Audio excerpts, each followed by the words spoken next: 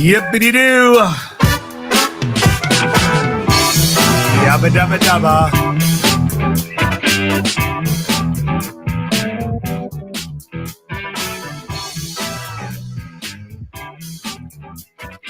You know, it's always interesting on Monday morning. But we're not talking about Monday morning. We're talking about tomorrow morning, Tuesday morning. The early hours of October 7th, 2023, on a religious Jewish holiday called Simchat Torah, Hamas launched an unprecedented coordinated attack on Israel. You might have heard that on the news. Let me repeat that. An early morning on October 7th of 2023, on a religious Jewish holiday called Simchat Torah, Hamas launched an unprecedented coordinated assault on Israel. Let me say this again. In early morning, October 7th of 2023, during the Jewish holiday of Simchat Torah, Hamas attacked an unprecedented coordinated assault. You know, in the Jewish religion, you got prayer that on the holiest of holy days, you repeat the same line, not once, not twice, but 3 times. There are occasions where you say it 7 times. This is one of the occasions that you need to keep repeating it, because the liberal left, not the liberal right, of any country, of any political party, it is the left, it is the anarchists, it is the destabilizing people. Here in the United States, Ilhan Omar, Rashida Tlaib, AOC, Bernie Sanders, I can go on, condone, leave out the fact that on early morning hours on a holiday, Hamas attacked a sovereign nation. Yep. Hamas had land. Hamas had a people. Hamas had funding. But what did Hamas do? Did they build an infrastructure for success? Did they spend billions of dollars supporting its citizens? What did Hamas do? Welcome, everybody, to the Rant Network. My name's Stuart Brisgell. That's David Solomon, my co-host today and every day for the last 5 years, where we dive in and tackle a diverse range of topics. Candid conversation, bold opinions. Whether you're breaking down the latest headlines or exploring pop culture, debating politics, or delving into complexities of modern life, this is the platform for every perspective. So grab a seat, settle in. I assure you this will be a meaningful, thought-provoking discussion. David, we have talked about this for nearly 450 days. Exact count you'll give us in a second.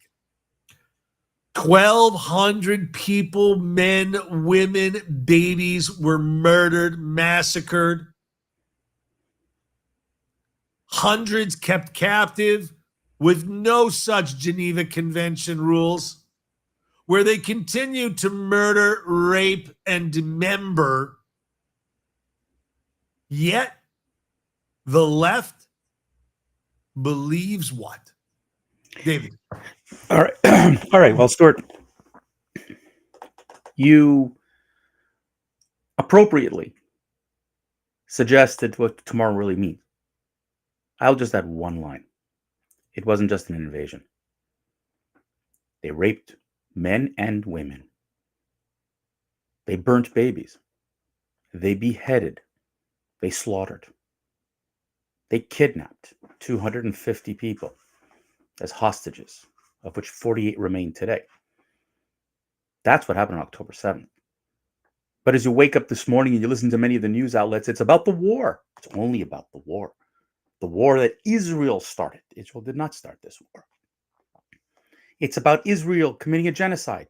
There is no genocide when the actual population of Gaza has increased in the last few years. Go figure that out. Oh, there's a famine. Nope, that was disproved too. And then the most recent disgusting move made by over 100 nations, including the prime minister of my country, to unilaterally declare a Palestinian state. This is their version of peace in the Middle East. So I welcomed last week Mr. Trump standing with Mr. Netanyahu and announcing there's a 20-point plan. And Hamas had better take on this 20-point plan, because if he doesn't take on the 20-point plan, they'll be hell to pay. They'll be destroyed. So Hamas answered, yeah, we sort of agreed to the first, some 7 of them, but the 13 don't work for us. So we got to redo this. And Stuart, one thing I'll give Mr. Trump credit for, he's a president. He showed his leadership. But for the first time, a president didn't demand Israel go first in any of these negotiations. Whether it was with the Palestinians back in the Oslo Accords in 93, whether it was in 1979 with Egypt, it was all about Israel, you go first, and then the Arabs will go second. Of which very often we've seen, especially after the Oslo Accords, a complete and utter sham by Arafat and his cronies. But Stuart, they use this word, it's a peace treaty. We're bringing peace to the Middle East. Mr. Trump said it again. It'll be peace for the first time in 3,000 years. Let's put the brakes on that, people. Because we can't have peace in the Middle East. And there are many reasons, Stuart. And it's not because of Israelis. Over 80% of Israelis endorse the Trump plan.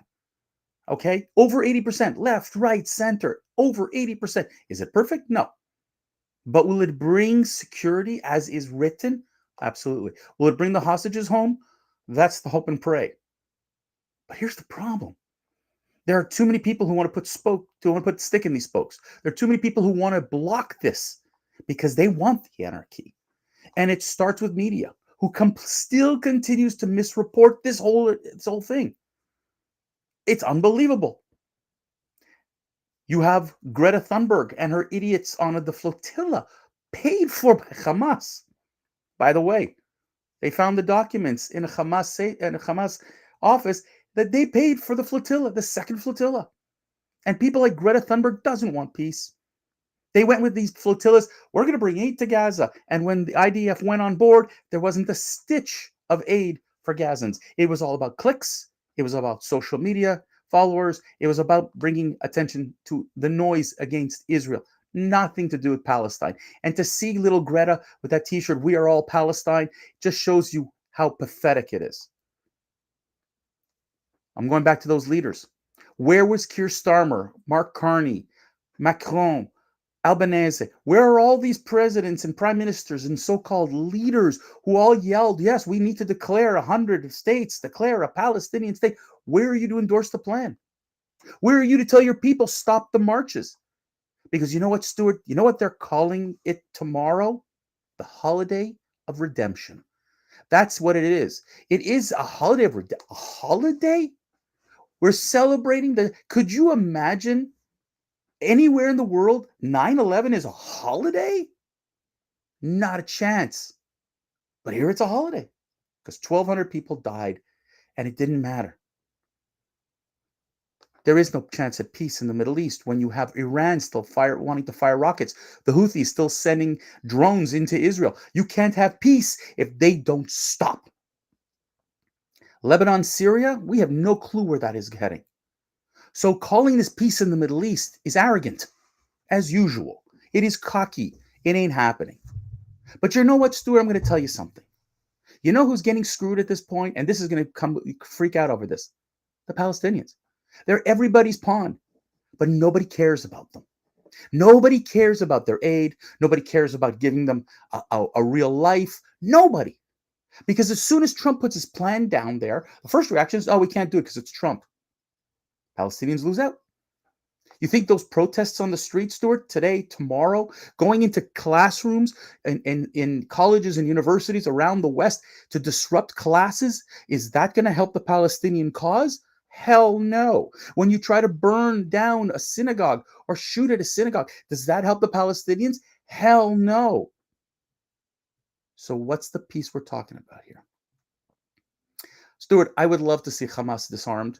I would love to see that they are gone and eradicated. And in a perfect world, and it's not a perfect world, but in a perfect world, real leadership emerges. You know, Stuart, on Friday afternoon, I met with a friend of mine who actually is a Palestinian Christian. And we've been debating for years about the solution. And even he came up to me and said, you know what? You can't trust the Arabs. Don't trust them to do it right. You got to bring in somebody else. He goes, for once, I see something that actually makes sense. His family lives in the West Bank. And the amount of brainwashing that they have to undo, the amount of hate that they have to undo, you call that peace? Egypt, despite having a peace treaty with Israel, is one of the biggest suppliers right now of weapons to Hamas. You're calling that peace? Stuart, I'm going to wrap it up with this. There are 48 hostages still left, about 20 alive. Right now, bring them home. Bring them home. Hamas, enough. It's 2 years. This is 730 days. They're emaciated. They're sick. They're mentally screwed up. The PTSD is probably off the charts. Just bring them home. And let's call it a ceasefire. Let's get to the point where we can move forward instead of continuing what we're doing. You know, there's really not much that I can add to that, except that in history, there has been no other race, country, or boundary that has taken as much abuse than Israel. In its 75 years, it didn't send out 20,000 Palestinians out of Iraq. It didn't send 100,000 out of Syria. It didn't send a 30,000 out of Libya. It didn't expel 400,000 out of Kuwait. It didn't remove 15,000 out of Lebanon. And it didn't massacre 10,000 of them in 1970-71. By the way, those are all Arab countries that murdered and massacred the Palestinians. It's a tradition of Arab descent. You know, you said that you debate with the Christian Palestinian. Well, a lot of the Christian Palestinians are pro-Hamas and not pro-Israel. To this day, I know some as well. The logic is not sound. And I've heard lots of arguments. The vitriol hate towards Jews seems to be in vogue. Whether it's Holly Weird or whether it's the governments around the world. I hope today we reflect as to what tomorrow really is and symbolizes.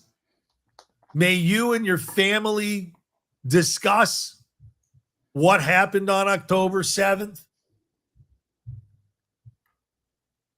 May the truth be understood, because here in America,